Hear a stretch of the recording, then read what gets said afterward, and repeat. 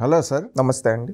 జగన్మోహన్ రెడ్డి దిగజారుడు మాటలు, ఆయన ఒక ముఖ్యమంత్రిగా తన స్థాయిని మర్చిపోయి రోడ్ల మీద మాట్లాడే వ్యక్తిలాగా, వీధుల్లో మాట్లాడే వ్యక్తిలాగా ఆయన ప్రజాసభల్లో మాట్లాడే విధానం చూస్తుంటే ప్రజలు చాలా అసహ్యించుకుంటున్నారు. ఇంకొకటి విషయం నేను వినిపిస్తాను, ఆయన మాట్లాడిన మాటలు నిన్న సభలో. అవి ఒకసారి విని దాని నుంచి మీ విశ్లేషణ మాకు చెప్పండి.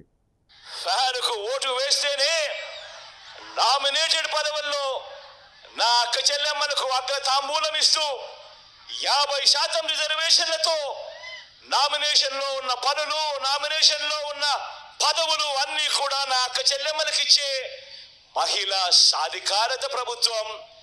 ఒక్క ఫ్యాన్కు ఓటు వేస్తేనే మీ బిడ్డ జగను మళ్ళీ వస్తేనే అన్నది ప్రతి ఒక్కరూ కూడా ఆలోచన చేయండి. లేదంటే మళ్ళీ చంద్రముఖి నిద్ర లేస్తుంది, పసుపు పతి నిద్ర లేస్తాడు, వదల బొమ్మాలి వదల అంటాడు. ఇదండి ఈయన దిగజారుడు భాష. ఒకటి, జగన్మోహన్ రెడ్డి గారు మీరు ముఖ్యమంత్రి లేకపోతే దిగజారుడి వ్యక్తి? నేను ఒకటి సూటిగా అడుగుతూ ఉన్నా.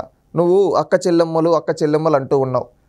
అక్క చెల్లెమ్మలు అన్నీ గమనిస్తున్నారు. నువ్వు 50% కల్పిస్తా అంటూ ఉన్నావు. నీకు దమ్ముంటే, నువ్వు నిజంగా పులివెందుల గడ్డ పైన పుట్టుంటే నీ సొంత ఇంట్లో ఆడబిడ్డలకు నీ ఆస్తిలో సగమిరా. నీ ఆస్తిలో సగమివ్వు.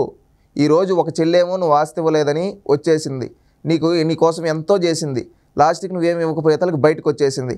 ఇంకొక చెల్లేమో మా నాన్నని చంపేశాడు, ఏ విధంగా కనీసం పట్టించుకోలేదని చెప్పి ఇంకొక చెల్లి రోడ్డుపైకి వచ్చింది. నీ సొంత ఇంట్లో అక్క చెల్లెమ్మలకే న్యాయం చేయలా.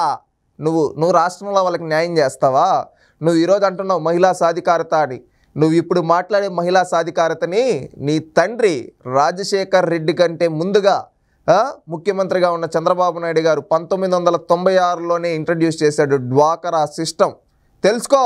ఈరోజు పొదుపు సంఘాలు అంటున్నావు, అవి స్థాపించిందే చంద్రబాబు నాయుడు గారు. నువ్వు ఈరోజు వాటి గురించి మాట్లాడుతున్నావు, పొదుపు సంఘాలు ఇవి అవి అని. అవి స్టార్ట్ చేసిందే చంద్రబాబు నాయుడు గారు. జగన్ రెడ్డి, అది చంద్రబాబు నాయుడు గారి విజన్. నువ్వు ఇప్పుడేంది 30 ఏళ్ళ తర్వాత వచ్చి నువ్వు మాట్లాడుతూ ఉన్నావు? 30 ఏళ్ళకు ముందుగానే ఆ మహిళా సాధికారతను చేసి చూపించాడు. నువ్వు ఈరోజు నీకు చిత్తశుద్ధి ఉంటే గ్యాస్ ధరలు ఎందుకు పెంచేసావు? దానికి సమాధానం చెప్పు. నువ్వు ఈరోజు పెంచేసావు కాబట్టి రేపు చంద్రబాబు నాయుడు గారు వస్తే మా ఆడబిడ్డలకి ఒకప్పుడు ఉచితంగా గ్యాస్ కనెక్షన్లు ఇచ్చా, రేపు మళ్ళీ ఉచితంగా 3 గ్యాస్ సిలిండర్లు ఇస్తా అంటున్నాడు. నువ్వు అంటున్నావు చంద్రముఖి పశుపతి అని, వదలబొంబాలి అని. నువ్వు పశుపతివి, నువ్వు పశుపతి అన్నావు కదా. దానికి చంద్రబాబు నాయుడు గారు ఒక మాట అన్నారు. అవును, నేను పశుపతిని, లోకాన్ని కాపాడే శివుడు పశుపతి, నిజంగా నేను ఆంధ్రప్రదేశ్ రాష్ట్రాన్ని కాపాడే వాడిని, నేను యాక్సెప్ట్ చేస్తున్నా అన్నాడు. నువ్వు ఒక జలగవి, నువ్వు జగన్ కాదు, జలగలాగా ప్రజల రక్తాన్ని పీల్చి తాగుతున్నావు. ఈరోజు అక్క చెల్లెమ్మలు ఎక్కడన్నా అంగట్లోకి లేదన్నా కొనాలంటే ధరలు షాక్ కొడుతూ ఉన్నాయి. ఇంట్లో ఫ్యాన్ వేసుకోవాలంటే కరెంటు షాక్ కొడుతూ ఉంది. గ్యాస్ దాకాలంటే అవి రేట్లు షాక్ కొడుతూ ఉన్నాయి.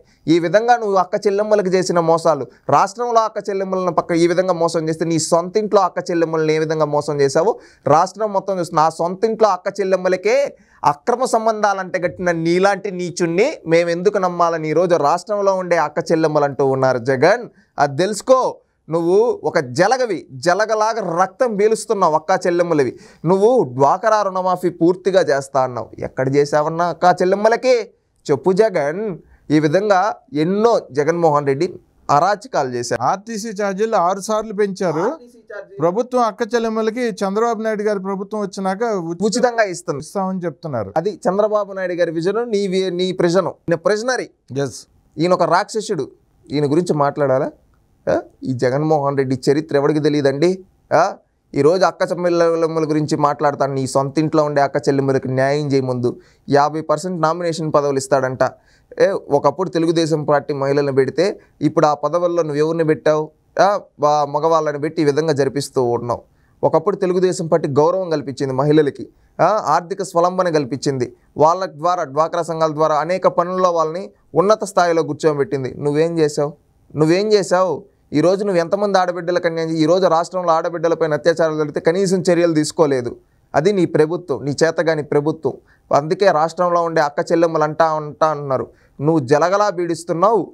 మాకు నువ్వు వద్దు, నీ ఫ్యాను వద్దు, మేము సైకిల్కే గుద్దుతాం, మళ్ళీ ఉచితంగా గ్యాస్ సిలిండర్లు పొందుతాం, అదేవిధంగా ఉచిత బస్సు ప్రయాణం పొందుతాం. మాకు ఆర్థిక స్వలంబన కల్పించి మా సాధికారత గురించి ఆలోచించే చంద్రబాబు నాయుడికే ఓటేస్తాం, నిన్ను నమ్మం జగన్ అంటున్నారు.